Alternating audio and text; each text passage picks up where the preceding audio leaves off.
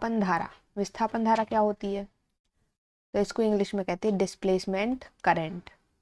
विस्थापन धारा वह धारा है जो समय के साथ विद्युत क्षेत्र में परिवर्तन के कारण उत्पन्न होती है। मतलब हमने विद्युत क्षेत्र पढ़ा है क्या होता है, तो अगर विद्युत क्षेत्र में हम परिवर्तन कर रहे हैं, अभी कुछ और था, अगले ही सेकंड कुछ और, हमने अगर उसमें थोड़ा सा परिवर्तन कर दिया तो एक करंट जनरेट होने लगती है, करंट बनने लगती है, उसी को कहते हैं विस्थापन धारा। और इसका समीकरण होता है ID। करंट को हम I से रिप्रेजेंट करते हैं और विस्थापन मतलब डिस्प्लेसमेंट, डिस्प्लेसमेंट D से स्टार्ट होता है, तो इसको हम कहते हैं ID। ID बराबर होता है एप्सिलॉन डी फाई। फाई क्या होता है? फाई होता है फ्लक्स, तो d phi upon d t. तो ये हो जाता है हमारा विस्थापन धारा का फॉर्मूला। अब विस्थापन धारा के लिए व्यंजक कैसे निकालते हैं? तो माना कि संधारित्र की प्लेट, अब संधारित्र क्या होता है? कैपेसिटर। ये हमने यहाँ पर कौन सा वाला कैपेसिटर लिया? प्लेट वाला। तो दो प्लेटें लगी हैं और इनका क्षेत्रफल है ए, ये लगी हैं दो प्लेटें, क्षेत्रफल है ए। तथा किसी क्षण उस पर आवेश, अब इन पर कितना आवेश है? Q है, यहाँ से हमने बैटरी लगा दी है तो आवेश आ रहा है Q है। तब संधारित्र की दोनों प्लेटों के बीच विद्युत क्षेत्र कितना हो जाएगा? तो वो हो जाएगा E बराबर सिग्मा अपॉन में एप्सिलॉन नॉट। इतनी होता है प्लेट के लिए।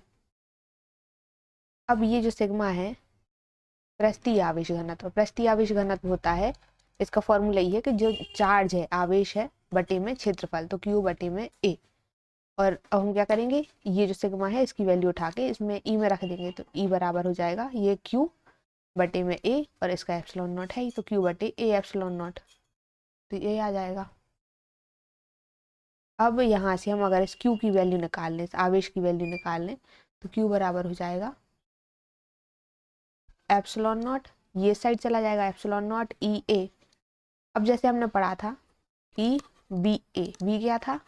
जब हम फ्लक्स निकालते थे चुंबकीय क्षेत्र के लिए तो हम फाई लिखते थे बी ए। ऐसे जब हम फ्लक्स निकालते हैं विद्युत क्षेत्र के लिए तो हम उसको लिखते हैं ई ए। तो यहाँ पर ई ए लिखा है तो इस ई ए को हम लिख सकते हैं फाई ई। यहाँ पर हम इसको लिखते थे फाई बी, तो इधर हम लिखेंगे इसको फाई ई। तो ये इसका फॉर्मूला हो गया, मतलब चार्ज कितना होगा? एप्सिलॉन नॉट फाई ई के बराबर। और फाई ई क्या है? संधारित्र के दोनों प्लेटों के बीच विद्युत फ्लक्स। ये जो प्लेटें हैं P1 P2, इन दोनों के बीच का विद्युत फ्लक्स है ये।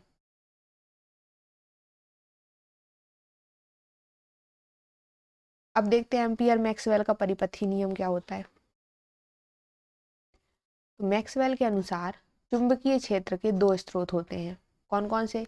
पहला है संयोजी चालक तार में बहने वाली चालन धारा, तो इसको हम कहेंगे आई सी, चालन धारा। दूसरी, संधारित्र के दोनों प्लेटों के बीच विद्युत क्षेत्र में परिवर्तन के कारण विस्थापन धारा, मतलब दो प्रकार की करंट फ्लो हो रही है इसमें। पहली तो वो जो हम बैटरी लगा रहे हैं तो जो होनी चाहिए, जो होती है करंट, तो उसको हम कहेंगे आईसी। दूसरी दूसरी मतलब अपने आप जो विद्युत क्षेत्र में परिवर्तन के कारण हो रही है, अभी हमने पढ़ा था विस्थापन धारा, तो वो दो करंट यहाँ फ्लो हो रही है। अतः एम्पियर के परिपथीय नियम के अनुसार इंटीग्रेशन कौन सा, अगर ऐसा लगा तो हम इसको कहेंगे सरफेस इंटीग्रेशन। ये गोले के इसमें ऐसा लगता है, जिसको हम कहते हैं सरफेस इंटीग्रेशन। सरफेस मतलब क्षेत्रफल, तो ये surface integration B into d A मतलब पृष्ठीय क्षेत्रफल। तो ये हो जाएगा, ये वाला फॉर्मूला हमने पढ़ा है बी डी एल बराबर म्यू नॉट आई। अब यहाँ पर आई जो है हमारे पास दो है, आई सी भी है और आई डी भी है, तो हम इसको अलग अलग करके लिख लेंगे। अब म्यू नॉट आई की जगह लिखेंगे हम mu naught I C plus I D, ये लिख लिया। और आई डी का फॉर्मूला भी पता है, आई डी का फॉर्मूला क्या निकला था? एप्सिलॉन डी फाई अपॉन में डी टी।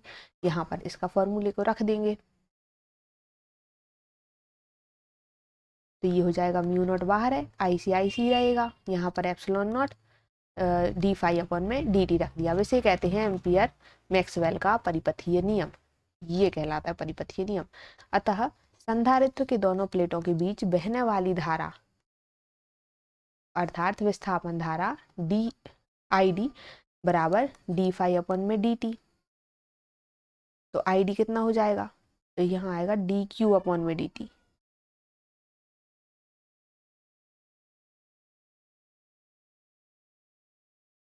तो ये हो जाएगा यहाँ से क्योंकि वैल्यू अभी हमने क्या निकाली थी, एप्सिलॉन और फाई, तो यहाँ पर एप्सिलॉन फाई रख दिया।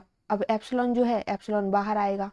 अब ये यहाँ से आई डी ऐसा क्यों आया, देखो करंट होता है, अगर सिंपल करंट का फॉर्मूला देखा जाए तो वो होता है आवेश बटे में समय अंतराल। तो ये होता है, तो आवेश हमने क्या ले लिया डी क्यू, और समय क्या हो गया डी टी। और आवेश के लिए फॉर्मूला भी देखा था, क्यू बराबर था एप्सिलॉन नॉट फाई, और कौन सा फाई, इलेक्ट्रिक वाला, तो ई फाई ई। तो यहाँ पर ये आएगा फाई ई, तो यहाँ पर हमें लिखा है epsilon naught d phi upon d t, मतलब जो आई डी है वो यहाँ से आती है आई डी। यही है अभीष्ट विस्थापन धारा का व्यंजक, जो सबसे शुरू में दिखा था, यहाँ से ऐसा व्यंजक निकलता है उसका। अब देखते हैं विद्युत चुम्बकीय तरंग क्या होती है। तो विद्युत चुम्बकीय तरंगें उन तरंगों को कहते हैं जिनमें विद्युत क्षेत्र और चुंबकीय क्षेत्र, देखो नाम में लिखा विद्युत चुंबकीय, तो विद्युत क्षेत्र चुंबकीय क्षेत्र एक दूसरे के लंबवत, लंबवत मतलब 90 डिग्री में जा रहे हैं, कि मतलब एक चीज यहाँ जा रही तो दूसरी यहाँ जाएगी, तो ऐसे लंबवत इस प्रकार ज्यावक्रीय दोलन करते हैं कि ये दोलन तरंग संचरण की दिशा के लंबवत हो। दोलन मतलब ऐसे ऐसे चलते हैं, तो दोलन ऐसे होने चाहिए कि एक दूसरे से 90 डिग्री एंगल पर रहे, लंबवत रहे। लंबवत मतलब है कि एक दूसरे से 90 डिग्री का एंगल बना रहे हों वो। तो अब विद्युत चुंबकीय तरंगों के गुण क्या क्या होते हैं।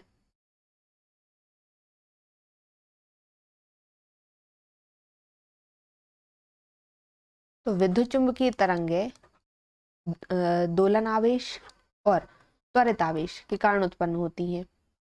ठीक है, सेकंड है इन तरंगों के संचरण के लिए माध्यम की आवश्यकता नहीं होती है, ये निर्वात में भी गमन कर सकती हैं। अभी एक चीज देखो, विद्युत चुंबकीय तरंगें आखिर होती क्या है, तो जो प्रकाश हमें दिखता है वो भी विद्युत चुंबकीय तरंगें ही हैं। जो हम प्रकाश देखते हैं, जो हम उजाला देखते हैं, और जो हमें चीजें दिखाई देती हैं अलग अलग कलर की होती हैं, जो चीजें लाल पीले ये सब रंग जो दिखते हैं, ये सब के सब आते हैं विद्युत चुंबकीय तरंगों में, ये सब विद्युत चुंबकीय तरंगें।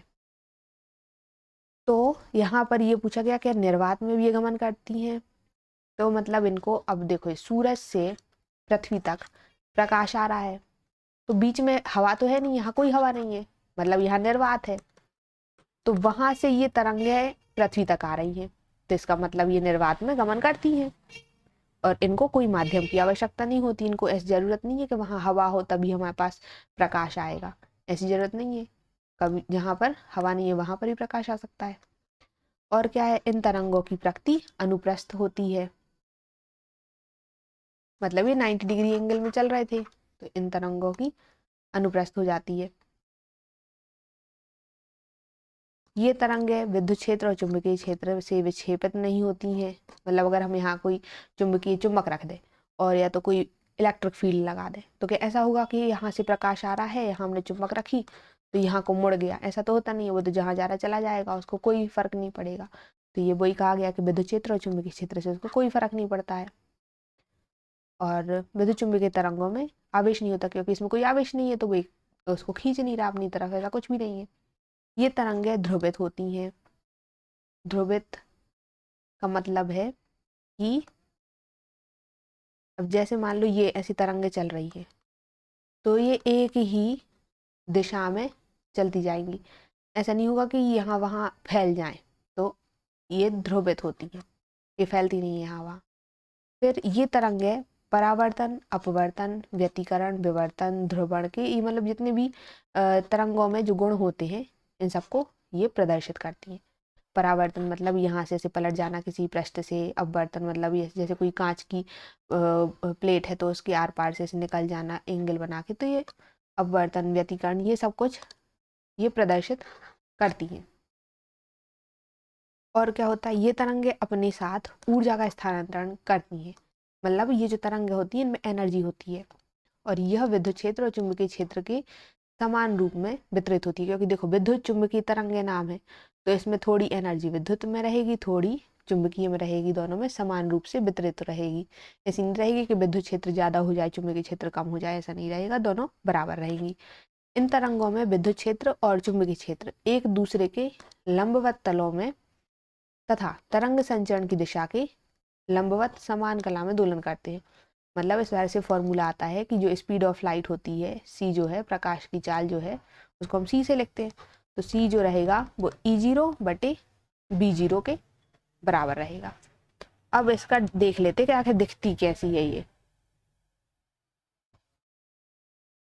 ये देखो, ये होता है विद्युत चुम्बकीय स्पेक्ट्रम।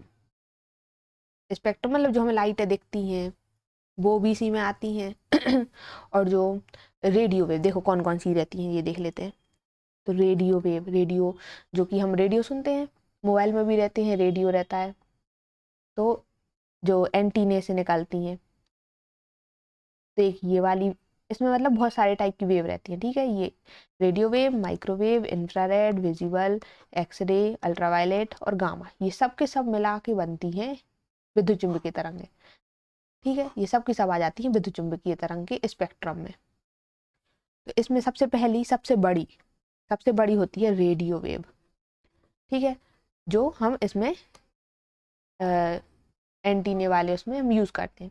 इनकी जो तरंग दैर्ध्य रहती है वो सबसे बड़ी रहती है। फिर उसके बाद आती है माइक्रोवेव, जो कि माइक्रोवेव रहता है जिसमें खाना पकाते हैं, उसके अंदर जो तरंगें रहती हैं वो माइक्रोवेव तरंगें कहलाती हैं। फिर उसके बाद आता है इंफ्रारेड रेडिएशन, जो हम रिमोट कंट्रोल में जो सिग्नल निकलते हैं या फिर जो हमें गर्माहट महसूस होती है, सूरज में से जो गर्माहट निकलती है लेकिन हमें दिखती नहीं है लेकिन हमें महसूस होती है, वो सब आती है इंफ्रारेड में, ठीक है। फिर आती है विजिबल लाइट, जो हम देख सकते हैं, जैसे कि बल्ब जल रहा है, जो कि प्रकाश आ रहा है, जो हमें कलर दिख रहे हैं, लाल पीले हरे नीले पूरे, वो है ना रेनबो वाले कलर, उसका फॉर्मूला है बेजानी हापी नाला। तो अगर वो पूरे के पूरे साथ देखे जाएं तो वो पूरे कलर इसमें आ जाते हैं हमारे विजिबल लाइट में, ठीक है। फिर इसमें कहेंगे दृश्य प्रकाश वाले में आ जाते हैं। फिर उसका अल्ट्रावायलेट, अल्ट्रावायलेट तो सबने सुना है, यूवी रेज, ये सूरज में से निकलती है, जो बहुत ज़्यादा, जो दोपहर की धूप रहती है जिसमें हम कहते हैं उसमें मत निकलो, स्किन जल जाएगी और इससे कैंसर भी होता है, स्किन कैंसर भी होता है। और तो ये कौन सी होती है, अल्ट्रावायलेट रे होती है। इन्हीं इन्हीं रे से हमें कौन बचाता है, ओजोन परत जो है पृथ्वी के ऊपर, वो हमें अल्ट्रावायलेट रे से बचाती है, यूवी किरणों से बचाती है, परावैंगनी किरणें कहलाती हैं। फिर उसके बाद और छोटी छोटी, मतलब देखो जितना ज्यादा छोटी होती जा रही ना उतनी ज्यादा और खतरनाक होती जा रही है ये वेव। देखो ये इसकी ये थोड़ी थोड़ी ऐसी ऐसी कम होती जा रही है। वेवलेंथ कहलाती है, तरंग दैर्ध्य कहलाती है ये। तरंग दैर्ध्य जैसे जैसे कम होती जाती है, वो जो तरंग है और ज्यादा शक्ति आती जाती है उसमें, उतनी ज्यादा ऊर्जा आती जाती है, ज्यादा से ज्यादा उसमें एनर्जी आती है, ठीक है। तो रेडियो वेव में सबसे कम एनर्जी होती है। और अपन आ रहे हैं एक्सरे में। तो एक्सरे जो अपन जब जाती है एक्सरे करवाने के लिए, हड्डियों का एक्सरे होता है, तो जब डॉक्टर एक्सरे करते हैं तो उसमें क्या होता है, ये एक्सरे जो किरणें होती हैं वो अपन पे छोड़ते हैं, जिससे क्या होता है कि अपना जो पूरी बॉडी रहती है, ये एक्सरे इतनी खतरनाक किरणें रहती है कि पूरी बॉडी को पार कर जाती है, लेकिन जो हड्डी रहती है हड्डी को पार नहीं कर पाती। इसलिए जो हड्डी जो उनका एक्सरे बनता है तो उसमें आई हड्डी यहाँ पर दिख जाती है, तो ये एक्सरे आ जाती है। उसके बाद आती है गामा रे, ये बहुत ज़्यादा रेडियो एक्टिव चीज़ है, मतलब ये वाली किरणें, ये इतनी खतरनाक किरणें रहती है पृथ्वी तक को पार कर जाती हैं। तो ये ज़्यादातर उसमें न्यूक्लियर जो पावर प्लांट रहते हैं जिसमें गामा रेज निकलती हैं, तो ये सब इधर यूज़ होता है। तो ये वाली खतरनाक है, मतलब ज़्यादा एनर्जी है, रेडियो वेव में बहुत ही कम एनर्जी है। तो ये हमारा हो गया पूरा इलेक्ट्रोमैग्नेटिक स्पेक्ट्रम, विद्युत चुम्बकीय स्पेक्ट्रम है ये। अब इसमें का देखो ये यूज ये है, ये एंटीने में, एफएम रेडियो, टीवी और सेल फोन, इन सब में यूज हो जाता है। फिर ये लाइट वाली जो हमें दिखता है ये उसके लिए हो गया। फिर ये रेडिएशन जो हमारा गामा रे, वो रेडिएशन हो गया। ये देखो ये एक्सरे है, ये हड्डी का दिख रहा है। ये देखो इसकी सबसे बड़ी किसकी रहती है तरंग दैर्ध्य, ये होती है रेडियो वेव की। तो रेडियो वेव की जो तरंग दैर्ध्य, अगर तुम उसकी लंबाई नापोगे तो एक बिल्डिंग बराबर लंबाई रहेगी, मतलब इतनी लंबी इसकी तरंग दैर्ध्य रहेगी। फिर माइक्रोवेव की जो लंबाई रहती है वो जो इंसानों से लेके, जितनी अपनी साइज है ना, इससे लेके एक मक्खी तक की साइज के बीच में आ जाती है माइक्रोवेव की। फिर आती है अपनी इंफ्रारेड। इंफ्रारेड की जो ये तरंग दैर्ध्य है, उसकी तरंग दैर्ध्य एक ये पिन पॉइंट रहता है, जो अपन छोटी सी पिन रहती है, मक्खी से लेके छोटी सी पिन तक की लंबाई तक उतनी आ जाती है, अगर लंबाई में हम देखें समझने के लिए। फिर इंफ्रारेड जो कि मतलब लाइट हमें दिखती है, देखो ये लाइट दिख रही है यहाँ से यहाँ तक, ये लाइट सिर्फ इसी में आती, बाकी में कोई लाइट नहीं है, बाकी में हमें कोई लाइट नहीं दिखती। जो लाइट रहती है वो सिर्फ दृश्य प्रकाश और विजिबल में आता है। तो विजिबल कितनी कितनी रहती होगी इसकी, तो इसकी एक छोटी सी पिन से लेके जो छोटे छोटे बैक्टीरिया रहते हैं उधर तक इसकी आ जाती है लंबाई। फिर आता है अल्ट्रावायलेट पराबैंगनी किरणें। तो पराबैंगनी किरणों की कितनी होती है, तो ये छोटे से बैक्टीरिया से लेके छोटे छोटे मॉलिक्यूल तक। मॉलिक्यूल क्या कहलाता है, जैसे कि अपन ने लिया पानी का एक मॉलिक्यूल, पानी को क्या कहते हैं, H2O। तो ये इसमें 2 हाइड्रोजन है, 1 ऑक्सीजन है, ये छोटा सा 3 चीजों से मिलकर बना है, तो ये कहलाएगा मॉलिक्यूल। तो मतलब इतना ज़्यादा छोटा, तो यहाँ तक आ जाती है हमारी अल्ट्रावायलेट पराबैंगनी। फिर इसके बाद और छोटे जाओ, एक्सरे पर जा रहे हैं हम, तो एक्सरे कितनी होती होगी, तो एक मॉलिक्यूल से लेके एक एटम तक, मतलब H2O मॉलिक्यूल है, तो उधर से लेके मॉलिक्यूल मतलब अणु, ठीक है, उससे लेके एक परमाणु, एटम मतलब परमाणु तक। और परमाणु जैसे कि अपन ने हाइड्रोजन ही ले लिया, एक परमाणु, देखो यहाँ 3 थे, यहाँ पर 1 आ गया, तो इसकी यहाँ तक जाने पर जितनी ज़्यादा वो होगी तो इतनी इतनी कम इसकी तरंग दैर्ध्य हो जाती है। फिर उसके बाद गामा रे की होती है एटॉमिक न्यूक्लियर, मतलब जो हम पढ़ते हैं ना कि इलेक्ट्रॉन बाहर घूमता रहता है, नाभिक होता है, नाभिक के अंदर न्यूट्रॉन प्रोटॉन होते हैं, तो ये नाभिक तक की जितनी होती होगी दूरी उतनी होती है गामा रे, मतलब बहुत ज़्यादा छोटी।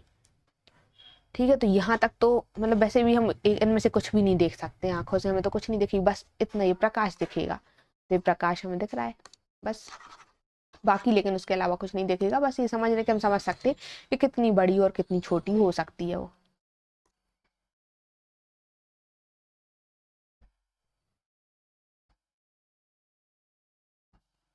लेकिन देखो इसमें होता क्या है, और अब इनने कहा चुंबकीय और जो ये तरंग दैर्ध्य हैं इनके अंदर, अब जैसे कोई प्रकाश आ रहा है तो 2 प्रकार की चीज हो गई, एक हो गया चुंबकीय क्षेत्र और एक हो गया विद्युत क्षेत्र। तो दोनों के दोनों एक दूसरे के लंबवत चलते हैं। अब जैसे एक ऐसा चल रहा है तो दूसरा सीधा चल रहा होगा। अभी ऐसे समझ में नहीं आएगा, इसका डायग्राम देखते हैं, डायग्राम हो।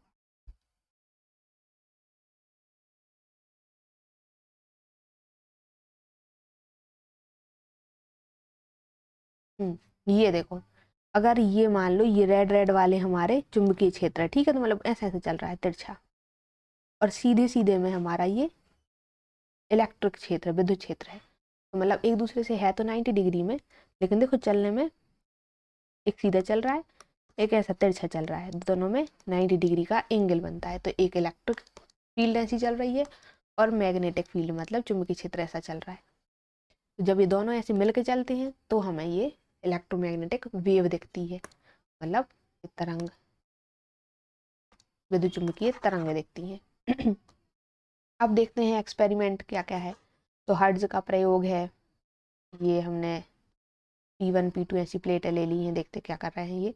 तो सन 1887 से 88 में जर्मन वैज्ञानिक प्रोफेसर हेनरिक हर्ट्ज ने विद्युत चुंबकीय तरंगों की परिकल्पना की। हर्ट्ज हम किस में लेते हैं, आवृत्ति के उसमें लेते हैं, ठीक है, आवृत्ति की जहाँ बात होती है तो हम उसको हर्ट्ज में गिनते हैं कितने हर्ट्ज है। तो इनने क्या बताया, इनने एक संरचना बनाई जिसके 2 भाग हैं, एक को कहते प्रेषी, एक को कहते संसूचक। प्रेषी में क्या है, इसमें P1 P2 है, 2 वर्गाकार धातु की बड़ी प्लेटें हैं, प्रत्येक भुजा की लंबाई 40 सेंटीमीटर होती है, और इन प्लेटों का संबंध तारों के द्वारा धातु के गोले S1 S2 से होता है, और जिसके बीच की 2 से 3 मीटर की दूरी है, और इनके बीच अंतराल को चिंगारी अंतराल कहते हैं। ये देख ले, देखो ये P1 P2 प्लेटें हैं, ठीक है, ये धातु के गोले लगे हैं S1 S2, ये दोनों ऐसे ऐसे जुड़े हैं, इसकी लंबाई ने दे के रखी कितनी दूरी दूरी पर ये है। फिर उसके बाद अब गोले S1 S2 का संबंध प्रेरक कुंडली C के द्वितीय कुंडली से होता है, जिसकी सहायता से S1 S2 के बीच उच्च विभवांतर लगाया जाता है। अब देखते हैं वो C कहाँ पर है, ये यहाँ से दोनों जुड़े हुए हैं, यहाँ पर हमने उच्च विभवांतर लगा देते हैं। फिर अपसन सूचक क्या होता है? तो यह तार का एक लूप डी होता है जिसके सिरे धातु के S1 S2 से जोड़े गए, जो कि देखो ये S1 है, ये S2 है, ये ऐसे गोल गोल जिस सिरे से मतलब जिस चीज से जुड़े हैं उसको हम कहेंगे डी लूप। ठीक है, विधि क्या है? तो जब दोनों गोलों के बीच उच्च विभवांतर लगाया जाता है तो उनके बीच की वायु आयनित हो जाती है। हम इन दोनों गोलों में क्या करा, उच्च विभवांतर लगा दिया, तो इन दोनों के बीच में जो हवा भरी होगी वो आयनित हो जाएगी। आयनित मतलब उसमें से इलेक्ट्रॉन निकलेंगे या तो आ जाएंगे, तो वो आयनित हो जाएगी। अब फलस्वरूप वायु के आयन और इलेक्ट्रॉन चिंगारी अंतराल में आगे पीछे दोलन करने लगते हैं। इस प्रक्रिया के फलस्वरूप विद्युत चुंबकीय तरंगें उत्पन्न होती हैं। अब जैसे जैसे वो आयन जो है दोलन करेंगे, दोलन मतलब यहाँ वहाँ भागने लगेंगे, ये अपनी अपनी स्थिति के यहाँ वहाँ हिलेंगे, तो इसमें दोलन होने लगेगा। तो इससे दोलन से क्या होगा, विद्युत चुंबकीय तरंगें उत्पन्न होंगी। अब धातु की प्लेटें अल्पधारिता सी वाले संधारित्र की तरह और तथा प्लेटों को धात्विक गोलों से जोड़ने वाले संयोजक तार अल्प प्रेरकत्व L वाले कुंडली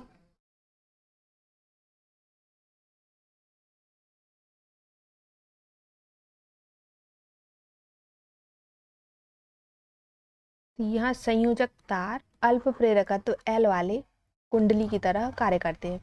उत्पन्न विद्युत चुंबकीय तरंगों की आवृत्ति म्यू नॉट निम्न सूत्र द्वारा प्रदर्शित है। ये मतलब ये टोटल विधि है उसकी, तो हो क्या रहा है उसमें। अब इसका ये ज़्यादा IMP भी नहीं है, तुम लोग को आएगा भी नहीं है कोर्स में, लेकिन ये देख लो कि दिखता कैसा है ये। तो देखो ये है हर्ट्ज एक्सपेरिमेंट। ये जो है संधारित्र की जैसी प्लेटें रहती हैं ऐसी ये प्लेटें हैं P1 P2। ये देखो ये बीच में वो जो अपन पढ़ रहे हैं D होता है, तो D है। फिर यहाँ पर ये जो हम इसमें क्या करते हैं, आयन जो होते हैं आयनित हो जाती है हवा, फिर यहाँ से चार्ज आता है, यहाँ से देखो हम करंट दे रहे हैं। तो ये सब कुछ हर्ट्ज एक्सपेरिमेंट है।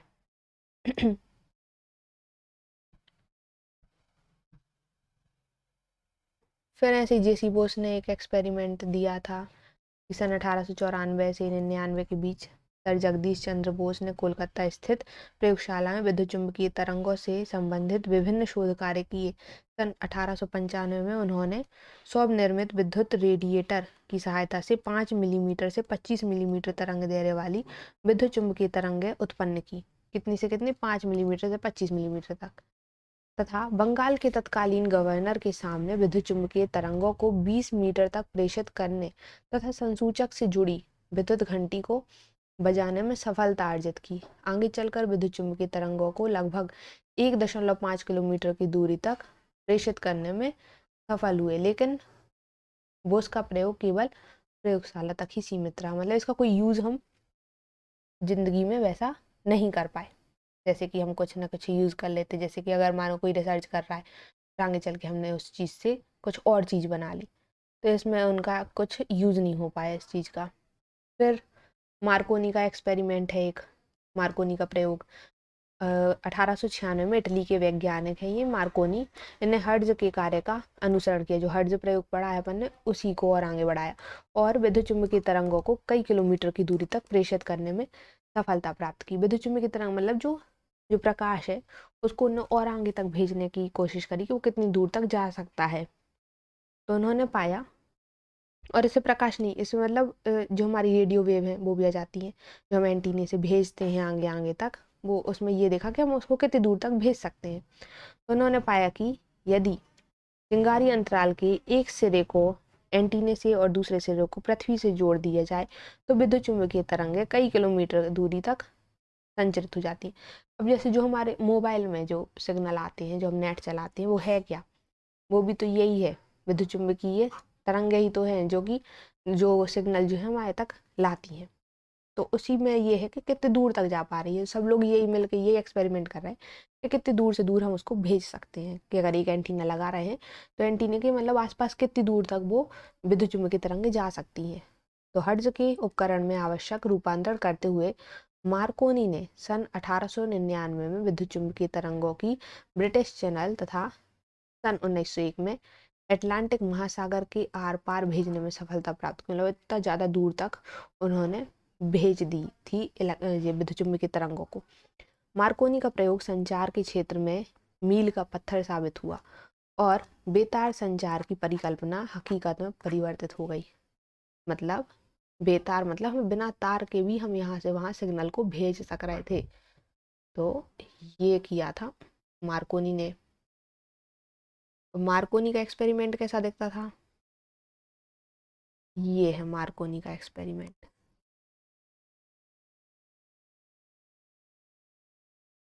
अब देखते हैं विद्युत चुंबकीय तरंगे और ध्वनि तरंगों में अंतर है क्या। वो भी तरंगे हैं, ये भी तरंगे हैं, दोनों में अंतर क्या होगा?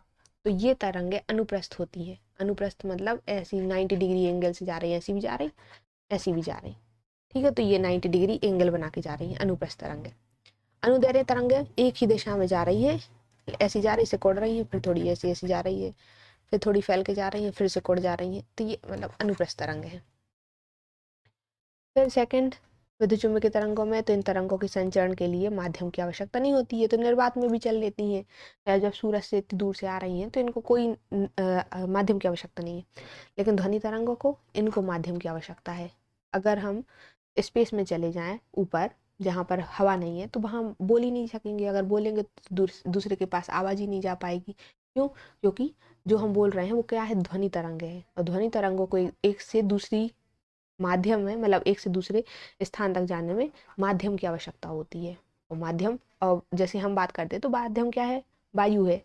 वायु के कारण एक से दूसरी जगह तक वो आवाज़ पहुंच पाती है। तीसरा, इन तरंगों में विद्युत क्षेत्र और चुंबकीय क्षेत्र दोनों एक दूसरे के लंबवत होते हैं तथा तरंग संचरण की दिशा के लंबवत दोलन करते हैं। यही ऐसा, एक ऐसा जाता है, दूसरा ऐसा तिरछा जाता है, तो एक दूसरे के लंबवत है। एक इधर जा रही है तो दूसरी इधर जा रही है, 90 डिग्री का एंगल बना रही है, तो एक दूसरे के लंबवत है। लेकिन ध्वनि तरंगों में माध्यम के कण तरंग संचरण की दिशा में दोलन करते हैं। मतलब जैसे अगर कोई एक जन यहाँ खड़ा होकर बोल रहा है, यहाँ तक उसको बोलना है, तो वो एक ही दिशा में ऐसी ऐसी आवाज जाएगी। तो ये हो गया उसकी एक ही दिशा में संचरण करेगी। फिर फोर्थ हो जाएगा कि इन तरंगों का वेग, अब ये जो तरंगे हैं इनका वेग, क्योंकि ये लाइट है, लाइट की स्पीड कितनी होती है? 3 × 10⁸ मीटर पर सेकेंड, तो इसका वेग भी इतना ही होगा तरंगों का। अब लेकिन ध्वनि की तरंग है, उनका वेग प्रकाश से कम होगा। अब एक चीज तुम लोगों ने देखी होगी, या फिर ध्यान देना इस बात पर कि जब भी बिजली कड़कती है, बिजली चमकती है जब आकाश में, तो जब हमें उसकी आवाज आती है बिजली की, ठीक है, तो आवाज पहले आती है या फिर उसका उजाला हमें पहले दिख जाता है? दोनों में से क्या होता है? तो जो प्रकाश है, बिजली एकदम जब चमकती है तो हमें उसकी चमक पहले दिख जाती है, जबकि हमें आवाज बाद में सुनाई देती है। तो ऐसा क्यों? क्योंकि प्रकाश की चाल ज्यादा है तो प्रकाश पहले आ जाता है, और ध्वनि की चाल कम है तो ध्वनि बाद में आती है, इसलिए आवाज हमें बाद में सुनाई देता है। फिर इन तरंगों का वेग ताप से अप्रभावित रहता है। अगर अगर लाइट आ रही है, ठीक है, मैंने कहा लाइट में अगर थोड़ी सी हम आग लगा दें, ऐसा होगा कुछ कि लाइट में ज़्यादा पावर आ जाए? ऐसा कुछ होगा? नहीं होगा। तो मतलब उसको कोई फर्क नहीं पड़ता है तापमान से, ताप क्या है वहां पर। लेकिन ध्वनि तरंगों का वेग ताप पर निर्भर करता है। अगर ध्वनि है और वहां का तापमान ज़्यादा है या कम है तो ध्वनि में भी मतलब जो आवाज़ है उसमें भी अंतर आएगा ध्वनि तरंगों में। फिर ये तरंगें ध्रुवण प्रदर्शित करती है, और ये तरंगें ध्रुवण प्रदर्शित नहीं करती। ध्रुवण मतलब अगर प्रकाश चल रहा है सीधी लाइन में तो वैसे ही जाएगा, लेकिन अगर ध्वनि चल रही है, ध्वनि यहाँ भी फैल जाएगी, यहाँ भी, यहाँ भी। जब हम कुछ बोलते हैं तो चारों तरफ आवाज जाती है। ऐसा तो है नहीं कि जिससे बोल रहा है सिर्फ उसी को सुनाई दे और आसपास किसी और को ना सुनाई दे, ऐसा तो होता नहीं है। मतलब वो हर हर दिशा में चली जाती है, तो उसमें ध्रुवण नहीं होता। लेकिन जो तरंग है ये प्रकाश वाली, इसमें ध्रुवण होता है, वो उसी दिशा में जाती है। विद्युत चुम्बकीय तरंगे सिर्फ प्रकाश नहीं रहेगा, उसमें बहुत सारी हमने बताई थी कितने टाइप की होती है, तो पूरी सी में आ जाएंगे। फिर अब देखते हैं विद्युत चुम्बकीय तरंग और यांत्रिक तरंग में अंतर क्या है।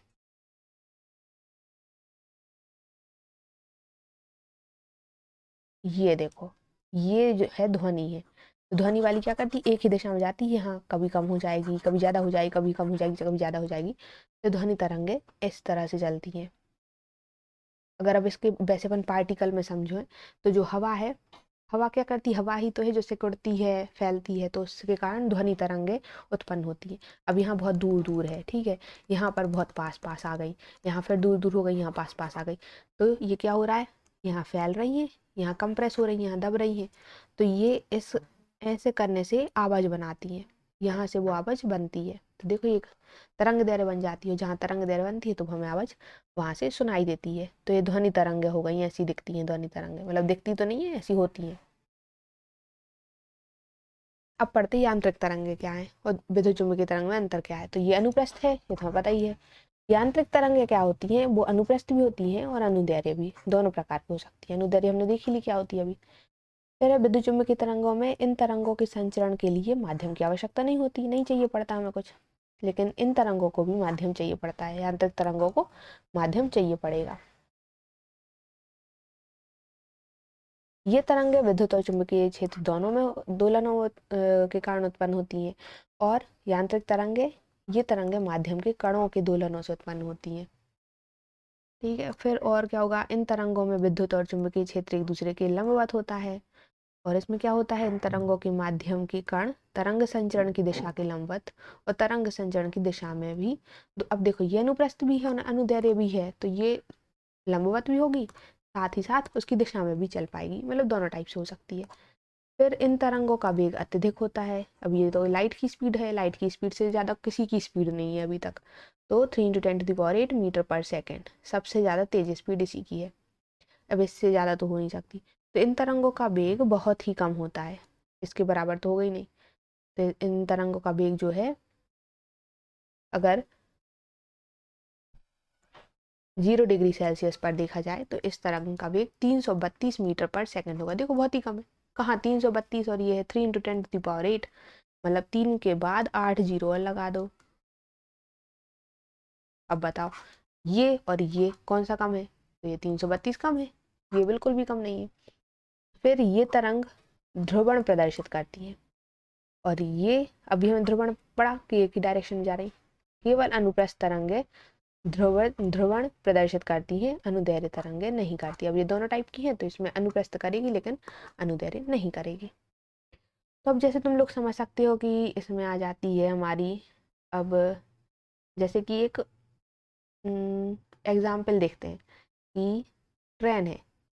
अगर जैसे हमें पता लगाना है, ट्रेन हमें दिख नहीं रही आंखों से, ठीक है, हमें पता लगाना है कि ट्रेन आ रही है, तो हम कैसे पता लगाएंगे, तो हम क्या करते हैं, जो उसकी पटली रहती हैं, पटरियाँ बिछी रहती हैं जो ट्रेन की लोहे की, हम उस पर अगर अपना सिर रखें, कान रखें और सुने ध्यान से, तो हमें आवाज़ उसमें सुनाई दे जाएगी। भले वो ट्रेन हमें दिखाई ना दे पहले, लेकिन हमें आवाज़ सुनाई दे जाएगी। क्यों, क्योंकि जो लोहा है उसमें क्या हो रहा है, अब जैसे वहाँ ट्रेन वहाँ चल के आ रही है, बहुत दूर है, ठीक है, तो जब वो ट्रेन उस पर चल के आ रही है, तो जो लोहे के जो पार्टिकल हैं उसमें यांत्रिक तरंगे हैं, ठीक है, तो वो यांत्रिक तरंगे चलती चलती उस लोहे में बहुत पहले आ जाती हैं, बल्कि ट्रेन बहुत बाद में आती है।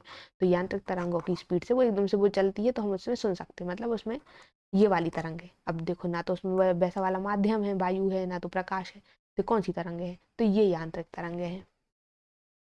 इसके एग्जाम्पल और क्या क्या हो सकते हैं यांत्रिक तरंगों के, जैसे कि देखो पानी में बनने वाली ये लहर सी होती हैं, ठीक है, ये यहाँ से ऐसे आवाज दे के ये बना रहे हैं, ये बहुत सारे लोग बाग चिल्ला रहे, तो ये भी यांत्रिक तरंग बना सकते हैं। ये लहरें हैं जो पानी की यहाँ से बन जाती है, कोई उल्का पिंड गिर रहा है और ये जो लहर बनी है, तो ये सब यांत्रिक तरंगों के उसमें आ जाते हैं। अब हम देख लेते हैं, जो हमने शुरुआत में पढ़ा था विद्युत चुम्बकीय तरंगें कितने पार्ट में थी, तो एक रेडियो वेव थी, फिर एक माइक्रोवेव थी, फिर उसके बाद हमारा इंफ्रारेड थी, ठीक है, फिर विजिबल, फिर उसके बाद अल्ट्रावायलेट, फिर उसके बाद एक्सरे, फिर उसके बाद गामा रे। गामा रे इतनी सारी रे है, 1 2 3 4 5 6 7। अब इन सातों के बारे में हम पढ़ेंगे कि क्या होता है उनमें, कितनी उनकी वेवलेंथ होनी चाहिए। तो सबसे पहले आता है रेडियो तरंगे, ये रेडियो वेव। तो इन तरंगों की आवृत्ति परास लगभग कितनी होती है, 500 से लेके 500 किलोहर्ट्ज से 1000 मेगाहर्ट्ज के बीच में होती है। तुम लोग को ये याद करनी पड़ेगी कि क्या होता है, उपयोग क्या है। तो 500 से लेके 1000 मेगाहर्ट्ज के बीच में होती है। उत्पत्ति कहाँ से, मतलब कैसे बनती, कैसे बनाओगे कैसे इनको, तो ये तरंगें दोलित्र परिपथों के द्वारा उत्पन्न की जाती है और चालक तार के त्वरित आवेशों के प्रवाह से तरंगें उत्पन्न होती हैं। अब जैसे कोई चालक तार है, ठीक है, चालक तार मतलब जिसमें इलेक्ट्रॉन चल सकते हैं, तो अगर उसमें हम आवेश प्रवाहित करते हैं तो ये तरंगें उत्पन्न हो सकती हैं, ठीक है, दोलन से भी हो सकती हैं। फिर गुण क्या है, तो तरंग दैर्घ्य अधिक होने के कारण ये तरंगें विवर्तित हो जाती है। तरंग दैर्घ्य हमने देखी थी, इसकी साइज एक बिल्डिंग के बराबर थी। अभी हमने देखा था उसमें एग्जाम्पल में, डायग्राम में, बिल्डिंग के बराबर थी इसकी तरंग दैर्घ्य। तो अब तो ये विवर्तित हो ही जाएगी, यहाँ वहां चली जाएगी। फिर उपयोग क्या है, तो इन तरंगों का उपयोग रेडियो, देखो नाम ही है रेडियो वेव, तो रेडियो में, दूरसंचरण के लिए, मतलब टीवी में, दूरदर्शन के लिए, तो इन सब में इसका यूज कर सकते हैं। अब सेकंड है माइक्रोवेव। माइक्रोवेव को हिंदी में कहते हैं, माइक्रो मतलब सूक्ष्म, तो सूक्ष्म तरंगे। सूक्ष्म तरंगे क्या करती हैं, तो सूक्ष्म तरंगे लघु तरंगों की रेडियो तरंगे होती हैं। जो रेडियो तरंगे हैं उन्हीं में थोड़ा छोटा रूप है। इन तरंगों की आवृत्ति कितनी है, 3 गीगाहर्ट्ज से 300 गीगाहर्ट्ज के बीच। और अगर इसकी तरंग दैर्घ्य वैसे निकालें तो 0.1 मीटर से 1 किलोमीटर, मतलब ये हमने देखा था एक इंसान की साइज और बिल्डिंग की साइज और इंसान की साइज के बीच में आती हैं ये। तो इनकी उत्पत्ति मतलब ये बनेगी कैसे, तो इन तरंगों का उत्पादन विशेष प्रकार के निर्वात ट्यूबों, जैसे कि मैग्नेट्रॉन, क्लाइस्ट्रॉन और गन डायोड, इन सब का यूज करने से हम इनको बना सकते हैं। कौन सी वाली तरंगों को, माइक्रोवेव तरंगों को। और इनका यूज हम उसमें माइक्रोवेव में भी करते हैं।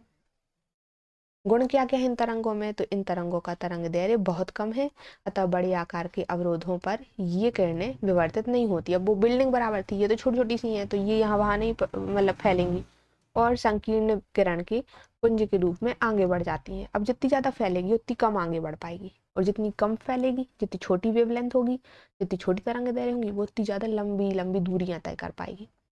तो इस प्रकार इन तरंगों को बिना फैलाव के एक विशेष दिशा में भेजा जा सकता है। उपयोग क्या क्या होंगे, उपयोग फर्स्ट है रडार प्रणाली और दूरसंचार में। रडार जो है वो मिलिट्री वाले यूज करते हैं, और जो जहाज, मतलब रडार से क्या करते हैं कि हम रडार से, जैसे कि मान लो कोई ऐसा एरोप्लेन आ रहा है जो कि वहां पर नहीं आना चाहिए, तो एक मशीन यहाँ लगी रहती है, ठीक है, और उस मशीन वो पहले से यहाँ से सिग्नल भेजती रहती है, वो देखती रहती है, अगर वहां पर कोई बीच में कोई चीज आएगी तो वो सिग्नल उसमें टकरा के वापस आएंगे, तो वो समझ जाएगी वहां पर कुछ है, तो वो यहाँ पर सबको सूचित कर देगी कि वहां पर कुछ है, यहाँ पर अलार्म बज जाएगा।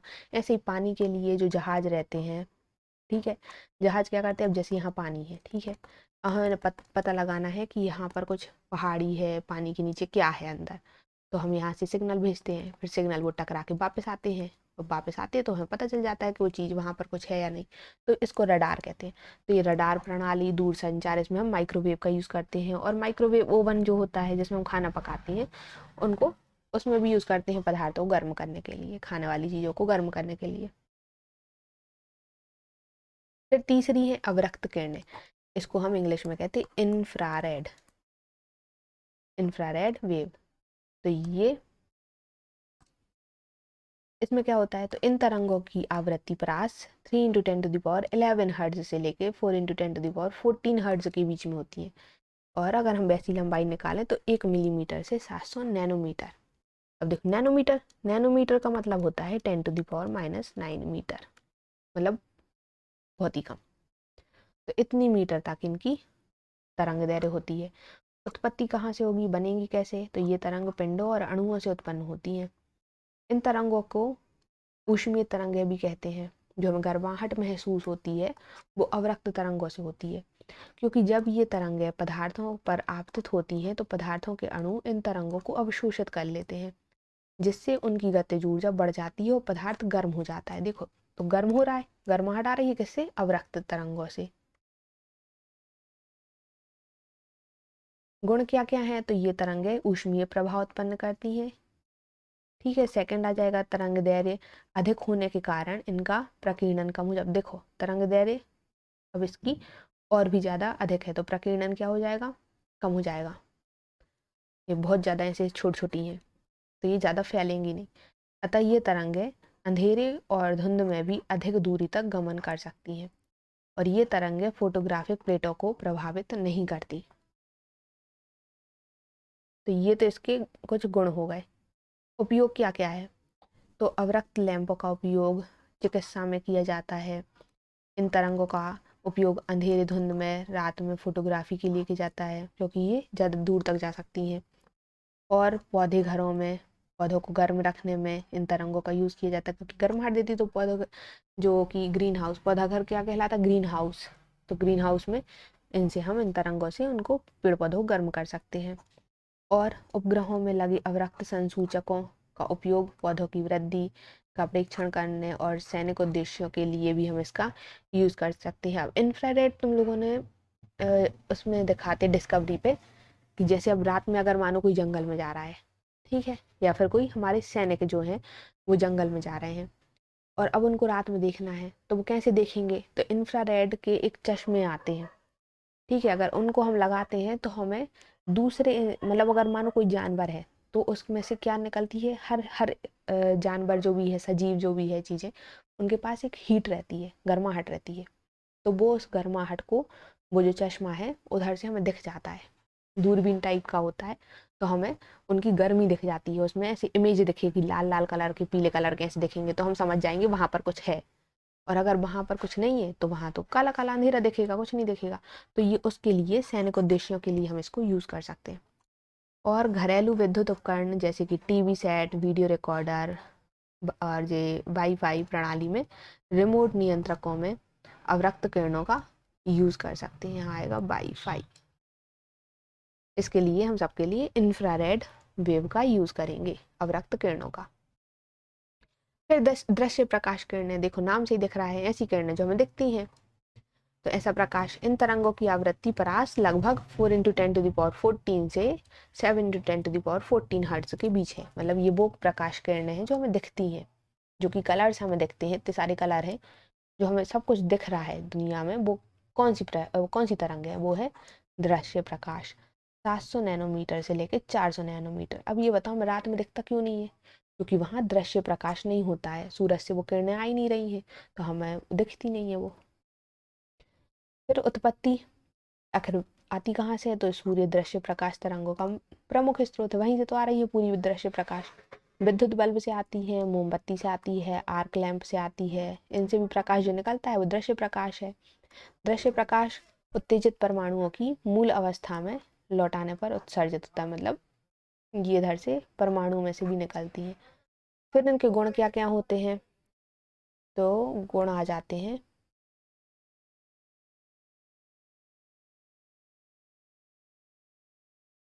गुण क्या क्या होंगे, तो पहला है कि दृश्य प्रकाश दृष्टि संवेदना उत्पन्न करता है, मतलब हम देख सकते हैं इसके कारण। सेकंड क्या है, सेकंड आएगा कि यह रासायनिक प्रभाव प्रदर्शित करता है, फलस्वरूप फोटोग्राफिक प्लेट प्रभावित हो जाती है। फोटोग्राफिक प्लेट मतलब जिसमें हम फोटो लेते हैं, जो फोटोज रहती हैं, वो प्रकाश जो है ये वाला प्रकाश उनको खराब कर सकता है, प्रभावित कर सकता है।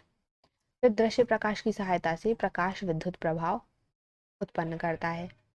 तो ये सब होगा इसके गुण। उपयोग क्या है, दृश्य प्रकाश की सहायता से वस्तुओं को देख कर ही हम इस जगत के बारे में विभिन्न जानकारी प्राप्त कर। उपयोग तो सबसे बड़ा यही है कि हम चीज़ों को देख सकते हैं, अगर वो ही नहीं होगा तो हम कैसे देखेंगे, फिर तो कुछ भी नहीं दिखेगा। फिर उसके बाद है परावैंगनी तरंगे, अल्ट्रावायलेट रेज। तो इन तरंगों की आवृत्ति कितनी होगी, 7 × 10⁻14 से लेके 5 × 10⁻17 हर्ट्ज के बीच। और इनकी जो वेव लेंथ है, तरंग दैर्घ्य है, वो होगी 400 नैनोमीटर से 0.6 नैनोमीटर तक। देखो कमी होती जा रही है और हम छोटे छोटे पे जाते जा रहे हैं। अब उत्पत्ति, और तुम लोग को ये बिल्कुल एक साइड अलग से एक टेबल में लिख लेना और ये याद करने पड़ेंगे, कितने हर्ट्ज है आवृत्ति और कितनी वेव लेंथ, तरंग दैर्घ्य कितनी है, ये दोनों चीजें। और उत्पत्ति भी, गुण भी और उपयोग भी। तो उत्पत्ति कहाँ से हो रही है, सूरज से निकल रहे हैं और कुछ ऐसी लैंप है जिनसे ये परावैंगनी किरणें निकलती हैं। किसी परमाणु के आंतरिक सेल में जब इलेक्ट्रॉन का एक ऊर्जा स्तर से दूसरे ऊर्जा स्तर में संक्रमण होता है तब ये परावैंगनी किरणें निकलती हैं। अब देखो क्या करता है, इलेक्ट्रॉन जो होता है नाभिक के आसपास घूमता रहता है, ये तुम्हें पता है। अब लेकिन यहाँ घूमता है या फिर यहाँ घूमता है, कहाँ घूम रहा है, तो जब वो यहाँ से वहाँ, वहाँ से यहाँ, ऐसा ऐसा होता रहता है एक से दूसरी जगह, तो उसके कारण परावैंगनी तरंगे जो है उत्पन्न होती हैं। गुण क्या है, तो ये तरंगे फोटोग्राफिक प्लेटों को प्रभावित करती हैं, किंतु दृश्य प्रकाश की तुलना में रासायनिक परिवर्तन के लिए अधिक सक्रिय, ज़्यादा खतरनाक है। अब सोचो ये इतनी खतरनाक है कि इससे स्किन कैंसर भी हो जाता है, मतलब जो हमारी त्वचा है उसका कैंसर तक हो जाता है। इसलिए तो कहते हैं कि मतलब ज़्यादा धूप में नहीं निकलना चाहिए, सुबह की धूप अच्छी। क्यों? क्योंकि उसमें जो परावैंगनी किरणें होती हैं इनकी मात्रा कम रहती है, इसलिए सुबह की धूप अच्छी कहलाती है। और जो दोपहर में बहुत तेज़ धूप लगती है वो खतरनाक भी रहती है, क्योंकि उसमें ये यूवी लाइट जो है, परावैंगनी किरणें जो है, अल्ट्रावायलेट रेज जो है वो ज़्यादा होती हैं। और क्या क्या है, तो ये प्रतिदीप्ति उत्पन्न करती हैं, प्रकाश विद्युत प्रभाव प्रदर्शित करती हैं, गैसों को आयनित कर देती हैं। ये इनके गुण हो गए। अब ये तो हमने देख लिया गुण ये हो गए, नुकसान भी है। अब लेकिन उपयोग क्या है, तो प्रकाश विद्युत प्रभाव उत्पन्न करती है, हीरे जवाहरातों और ये मतलब ताजे अंडे, घी की शुद्धता, इन सब का पता भी इसी से लग सकता है। फिंगरप्रिंट का पता लगाने में, अब तुम लोगों ने देखा होगा टीवी में दिखाते हैं, सीआईडी में दिखाते हैं कि अब जैसे मानो किसी ने गिलास को छुआ, ठीक है, तो हम आंखों से नहीं दिखेगा कि आखिर उस गिलास पे क्या क्या है, लेकिन जैसे ही हम उस पे एक ऐसी कोई नीले कलर की लाइट जलाते हैं, नीली बैगनी कलर की रहती है, जैसी लाइट जलाते हैं तो हमें दिखता है कि यहाँ पर कुछ निशान दिख रहे हैं, वो हमारे फिंगरप्रिंट है। तो वो दिख क्यों रहे हैं, क्योंकि हमने उस पर क्या डाला, उस पर हमने यूवी लाइट डाली, परावैंगनी किरणें हमने उस पर डाली, तो हमें ये दिख जाता कि यहाँ पर उसकी फिंगरप्रिंट है। तो इसका यूज़ हम इसके लिए करते हैं। और तो जल शोधक में परावैंगनी लैंपों का उपयोग ये देखने के, मतलब जो उसमें छोटे छोटे जीवाणु रहते हैं, जो वाटर प्यूरिफायर होते हैं, जो कि जिसमें से हम पानी पीते हैं, साफ पानी करके पीते हैं, उसमें होता क्या है, उसमें कहते हैं ना यूवी रेज टेक्नोलॉजी, उसमें है क्या, उसमें ये यूवी लाइट जो अल्ट्रावायलेट रेज रहती हैं उसी को हम पानी पर डालते हैं, और पानी में छोटे छोटे जीव जंतु रहते हैं, मतलब छोटे छोटे जीवाणु जो रहते हैं वो क्या होते हैं, वो मर जाते हैं, उनको नष्ट कर देता है, तो वो पानी जो है वो साफ हो जाता है। तो इसका देखो इतना ये भी यूज़ है। और खाद्य पदार्थों के परीक्षण में कि जो हम खा रहे हैं क्या वो सही है या नहीं, उसका परीक्षण भी इससे हम कर सकते हैं। तो ये इसके उपयोग हो गए। फिर इसके बाद यूवी के बाद कौन सी किरण आती है, एक्सरे आती है।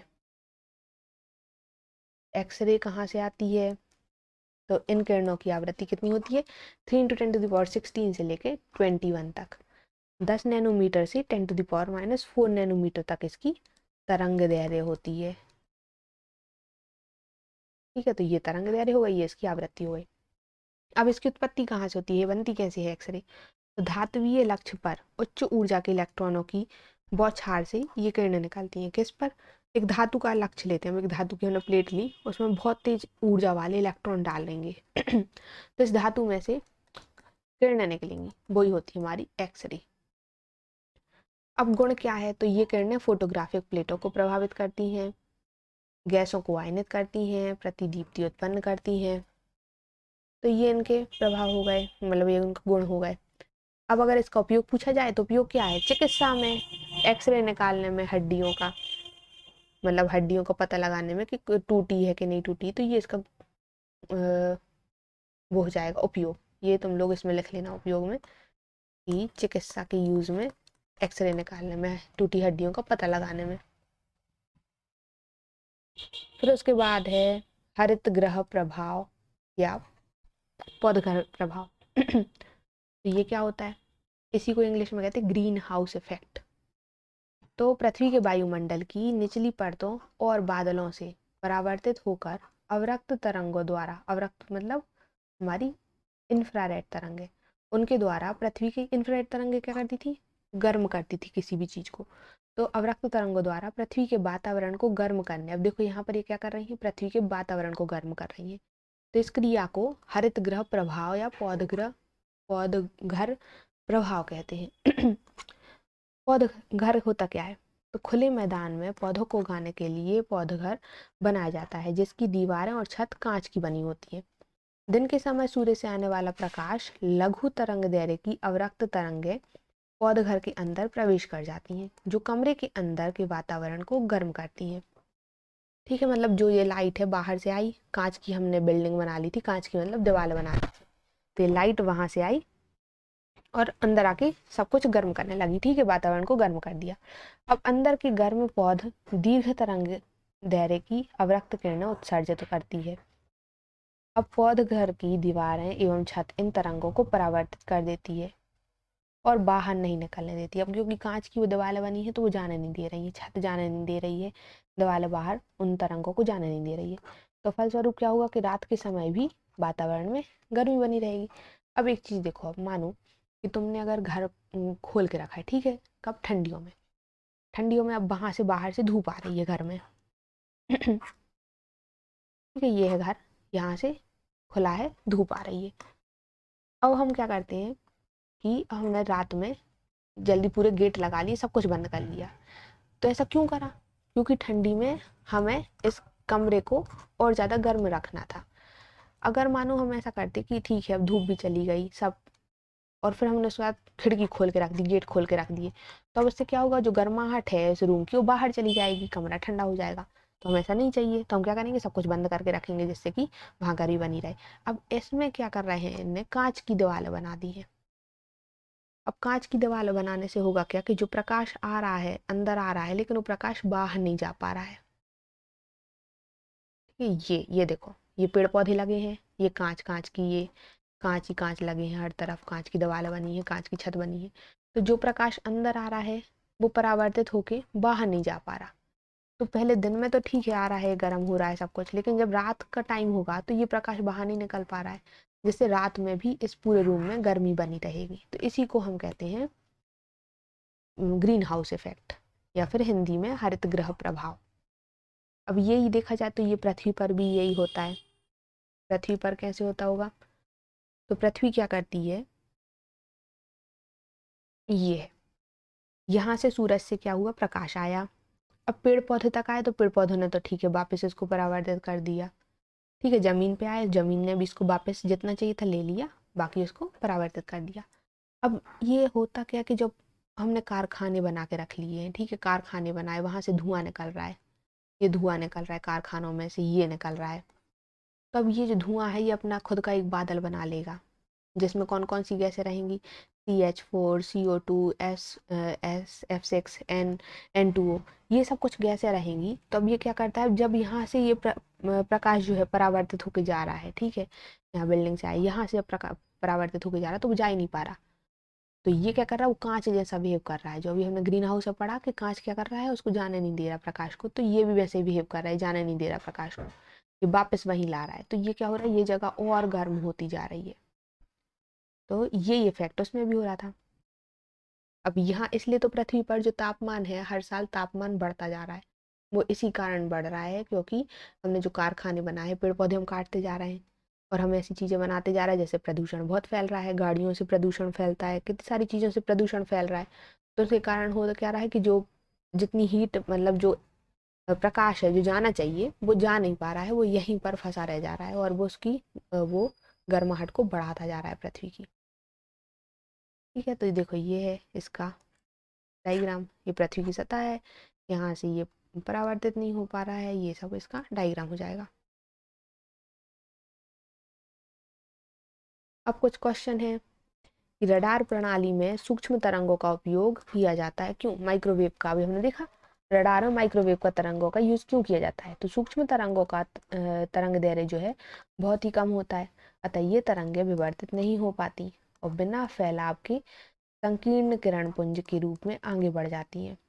इस प्रकार सूक्ष्म तरंगों को संकीर्ण किरण पुंज के रूप में किसी भी दिशा में भेजा जा सकता है। तो हम किसी भी दिशा में भेज सकते हैं, छोटी सी तरंग है, यहाँ चली जाए, यहाँ चली जाए, तो हम उससे चारों तरफ का एरिया हम पता लगा सकते हैं, तो हम इसको रडार के लिए यूज कर सकते हैं। फिर है कोहरे में संकेत के रूप में किन तरंगों का उपयोग किया जाता है और क्यों? अभी हमने देखा था कोहरे में हम कौन सी यूज कर रहे थे, अवरक्त तरंगों का। इसका हम यूज क्यों कर रहे थे? क्योंकि इनकी तरंग दैर्घ्य अधिक होने से ये ज्यादा दूरी तक जा सकती हैं, बिना बिखरे, बिना प्रकीर्णन हुए ज्यादा लंबी दूरी तक जा सकती हैं। फिर है फोटोग्राफी के अंधेरे कमरे में लाल रंग का धीमा प्रकाश रखा जाता है, ऐसा क्यों है? तो लाल रंग के फोटोन की ऊर्जा बहुत ही कम होती है, अतः लाल रंग का धीमा प्रकाश फोटोग्राफी की प्लेटों को प्रभावित नहीं करता।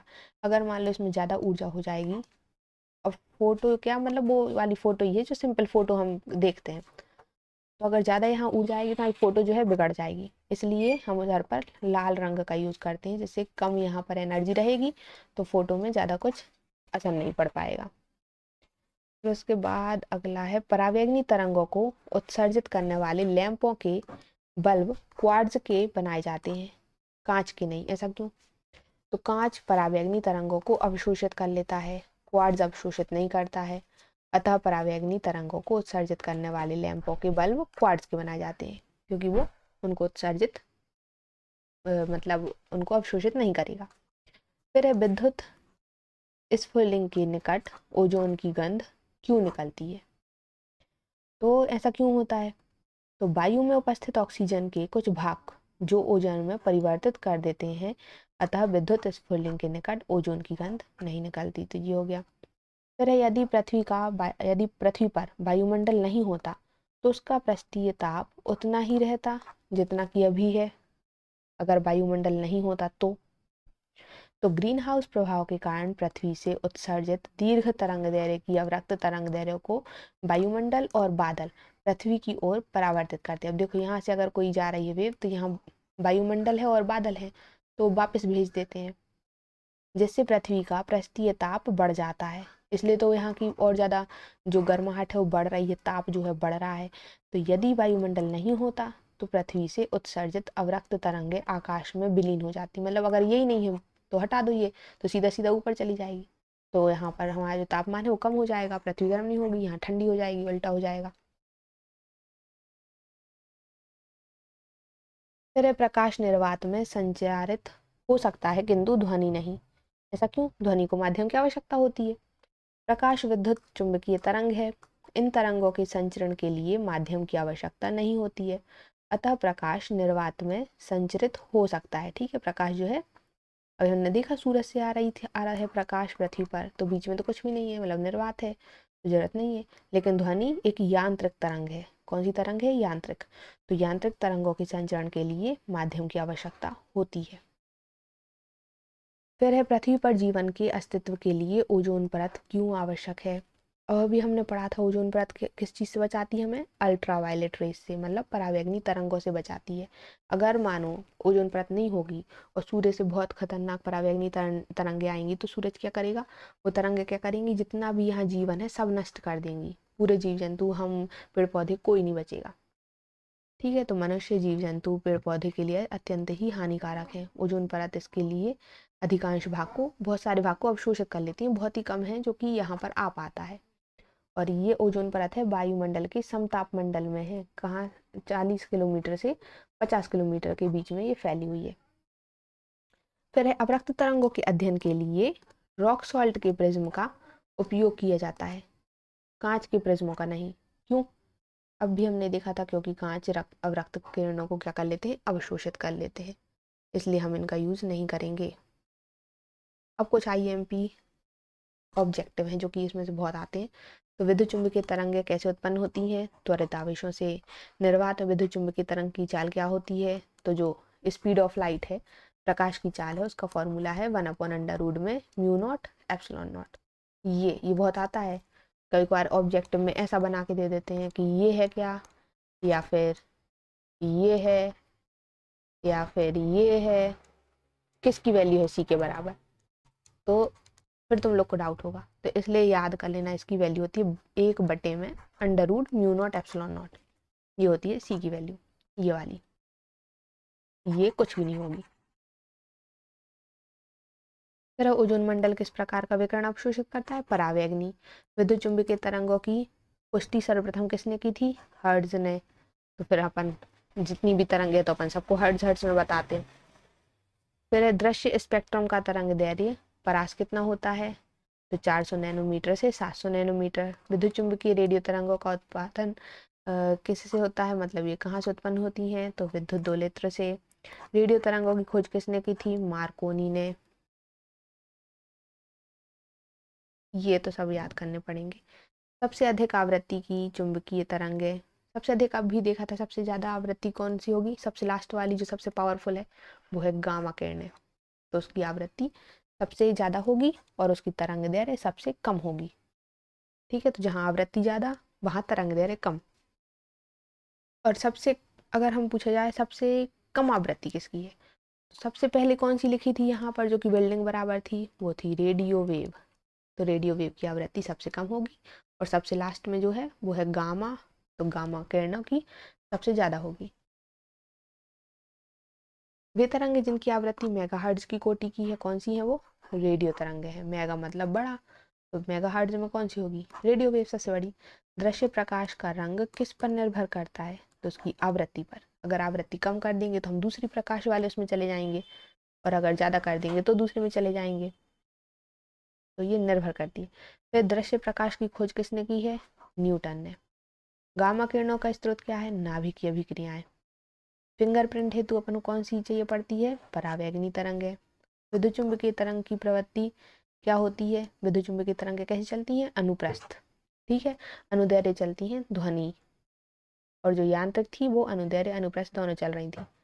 फिर है विद्युत चुम्बकीय स्पेक्ट्रम में सबसे कम तरंग दैर्घ्य एवं सबसे अधिक तरंग दैर्घ्य वाली किरणें कौन सी होंगी, तो सबसे कम तरंग दैर्घ्य यहाँ गामा किरणों की होगी, और सबसे ज्यादा तरंग दैर्घ्य जो इतनी बड़ी बड़ी तरंग दैर्घ्य थी वो रेडियो तरंगों की है, और इतनी इतनी सी गामा की हो जाएंगी।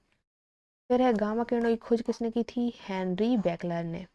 प्रकाश का वेग कितना है, ई की वैल्यू कितनी है, 3 × 10⁸ मीटर पर सेकेंड। तो यही है प्रकाश का वेग। फिर है ध्वनि का वेग कितना है, तो 332 मीटर पर सेकेंड। एक्स किरणों की खोज किसने की थी, एक्सरेज की, तो ये की थी रॉन्टजन ने। इधर ऐसा लिखा है ये, रॉन्टजन। खाद्य पदार्थों का परीक्षण करने के लिए किसका यूज करते हैं हम, परावैगनी तरंगों का। और कैंसर के इलाज के लिए ये गामा किरणों का यूज किया जाता है, क्योंकि जो कैंसर की जो सेल्स होती हैं वो बहुत ज़्यादा छोटी होती हैं, और गामा किरणों की आवृत्ति और इसकी तरंग दैर्घ्य बहुत छोटी है, तो यही जो है कैंसर किरणों को मार सकती है, मतलब कैंसर की सेल्स को मार सकती है। ये हो गए हमारे पूरे IMP ऑब्जेक्टिव कंप्लीट।